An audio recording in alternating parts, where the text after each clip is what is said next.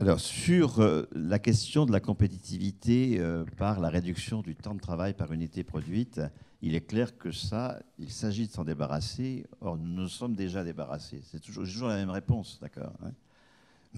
Parce que si nous voulons repartir, il faut que nous repartions à partir d'un tremplin déjà là, d'accord, hein. Il faut qu'on le voie, hein. Notre problème, c'est un problème de cécité collective qui fait que nous sommes une forme de désespoir. On ne sait pas par où prendre les trucs, alors qu'on sait par où prendre les trucs. Donc, le capitalisme repose sur des institutions spécifiques qui sont le marché du travail, on a vu comment on a commencé à s'en libérer, qui sont le crédit, on a vu comment on a commencé pour financer l'investissement, donc tous qui sont la propriété lucrative, j'espère que ça va venir, et qui sont la mesure de la valeur par le temps de travail. Il ne faut pas naturaliser tout cela, hein. En aucun cas, il n'est naturel que la mesure de la valeur économique, ce soit le temps de travail. C'est de la violence, là, hein. Il y a des sociétés qui ne mesurent pas du tout la valeur par le temps. Les sociétés qui ont construit des cathédrales ne mesuraient pas la valeur par le temps, hein. Si on construit plus de cathédrales aujourd'hui, c'est pas simplement parce que ça ne nous intéresse pas, c'est parce que on ne voit pas comment on pourrait passer du temps pour construire des cathédrales. Donc, compte tenu que le temps, c'est de l'argent, enfin, etc., d'accord. Donc, la mesure de la valeur par le temps, c'est une institution capitaliste absolument mortifère, hein, puisque dans la concurrence intercapitaliste, chaque capitaliste a en permanence l'aiguillon de réduire le temps de travail par unité produite. Puisque si le prix de marché, hein, qui est un prix mesuré par le temps de production, et pour, je sais pas quoi, pour une automobile de 2000 heures, hein, eh bien, le premier capitaliste qui passe à 1800 heures va pouvoir la vendre à 2000 heures. Et donc, il fera non seulement la plus-value sur l'exploitation de ces 1800 heures, mais en plus une plus-value extra sur les 200 heures du prix de marché qui excède ses coûts à lui. Bien. Donc, chaque capitaliste va passer ensuite à 1800. Sinon, tous ceux qui ne passent pas à 1800, ils crèvent, d'accord ? Ben, ensuite, on passera à 1600, puis 1200, puis 1000, puis 800.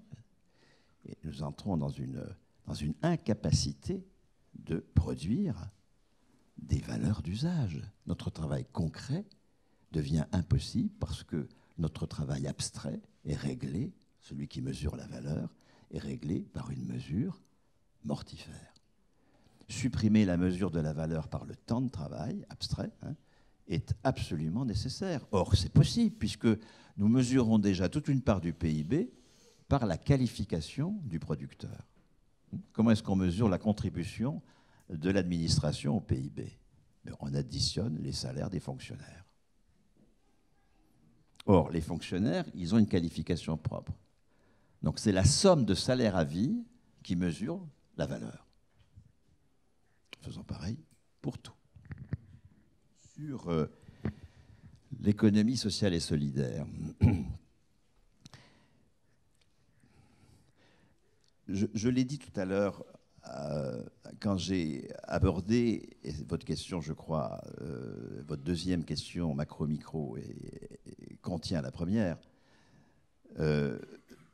toutes les expérimentations que nous sommes en train de faire. Et quand je dis nous, parce que le nous, il est pluriel, hein, moi, je suis porteur de la tradition CGT-communiste, je suis au Parti communiste, je suis à la FSU, vous voyez, bon, vous me situez tout de suite, d'accord, bon. C'est cette tradition qui a, avec les trotskistes, avec les anards, en conflit avec, etc. Mais globalement, tout ça, c'est quand même un peu le même monde. Et avec le reste du syndicalisme de transformation sociale qui a construit les institutions dont je viens de parler. Tout ce déjà-là a été construit par ces organisations qui aujourd'hui sont exsangues. Par ailleurs, dans le nous qui est ici, hein, il y a des, je vais dire, je sais pas quoi, des trentenaires éduqués, hein, qui connaissent pas, qui ont envoyé balader, qui sont méfiants vis-à-vis de cette tradition-là. Et qui disent, nous ne voulons pas produire de la merde pour du capital. Nous ne voulons pas d'employeurs, etc., etc. Et qui donc expérimentent des formes alternatives en bricolant avec le RSA, avec des CAE, des CEA, je sais pas, etc. Bien. L'enjeu de la sortie de notre de notre déshérence collective, c'est l'articulation de ces deux efforts.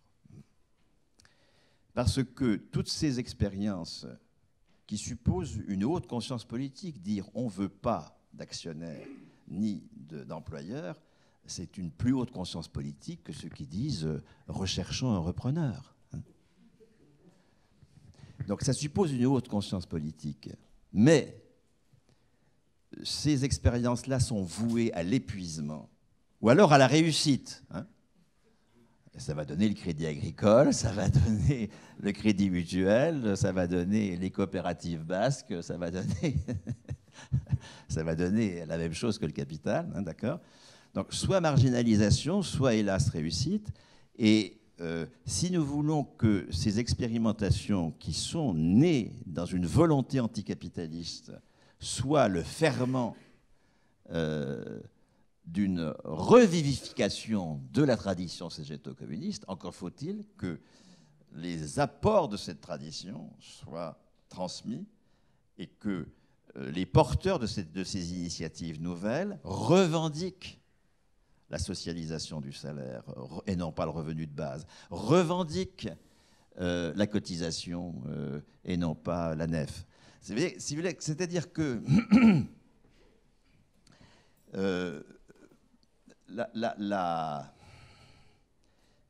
le déjà là est énorme, sous ces deux dimensions-là.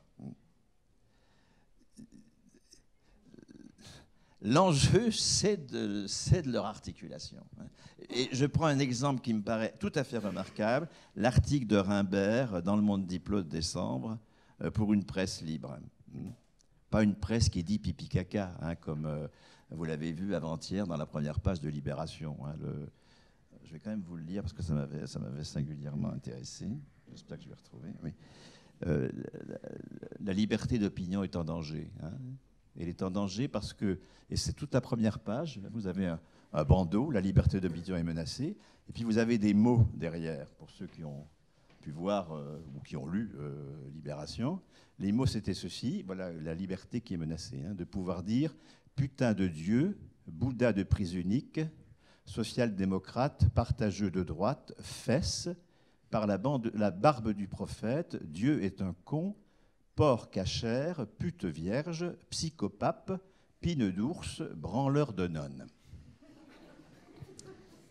Voilà. Être libre, c'est pouvoir dire ça dans l'espace public.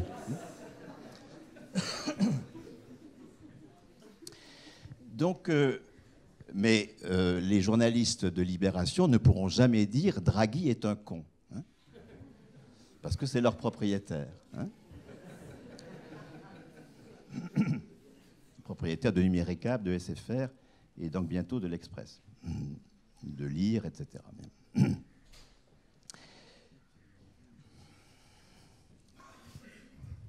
Si nous voulons que toutes ces expérimentations anticapitalistes puissent se généraliser et une légitimité, y compris légale, parce que sans légitimité légale, ça devient très compliqué. Je trouve extrêmement inspirant le texte de Rimbert pour une presse libérée du capital et de l'État, où il dit, alors il parle de la presse d'information générale, et il dit pour que vive la filière, de l'imprimerie jusqu'aux messageries, et en passant évidemment par la production de l'information sur les différents supports, information générale, pour qu'elle vive, il faut ajouter au prix de vente, donc il ne supprime pas la marchandise journal, on sait ce que c'est que les gratuits en matière d'information, d'accord ?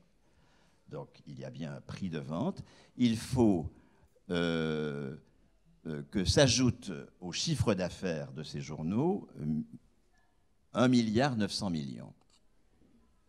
Eh bien, c'est pour donc payer les salariés, les investissements, etc. Nous allons, dit-il, proposer une cotisation de 1 millième de la valeur ajoutée, puisque 1,9 milliard, c'est 1 millième de 2000 milliards. les entreprises vont verser 1/1000 de leur valeur ajoutée à une caisse de financement d'un bien commun, information générale. Et nous allons donc avoir des collectifs de travailleurs de la presse, autogérés, mais qui ne s'épuiseront pas dans la recherche de chiffres d'affaires leur permettant de payer ces salariés, parce que, à côté d'un nécessaire prix de vente, moi je suis un partisan farouche de la monnaie, à côté d'un nécessaire prix de vente, il y a une socialisation de la valeur qui garantit cette économie sociale et solidaire, appelons-la comme ça si on veut, encore que dès que vous ajoutez social et solidaire à quelque chose, c'est louche.